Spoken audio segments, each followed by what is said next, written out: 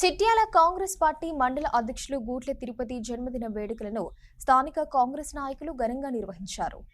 ఈ సందర్భంగా చిట్యాల మండల కేంద్రంలో కాంగ్రెస్ పార్టీ మండల ప్రధాన కార్యదర్శి గడ్డం కొమరయ్య ఆధ్వర్యంలో మండల పార్టీ అధ్యక్షుడు గూట్ల తిరుపతి పుట్టినరోజు సందర్భంగా ప్రభుత్వ ఆసుపత్రిలో రోగులకు పండ్లు పంపిణీ చేశారు.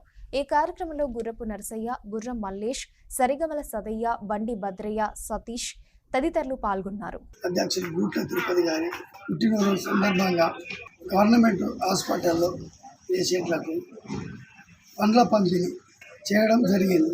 ఈ ఆరోగ్యంతో మళ్ళీ ఎన్నో పుట్టినరోజులు చేసుకోవాలని మనస్ఫూర్తిగా దేవుణ్ణి ప్రార్థిస్తున్నాం.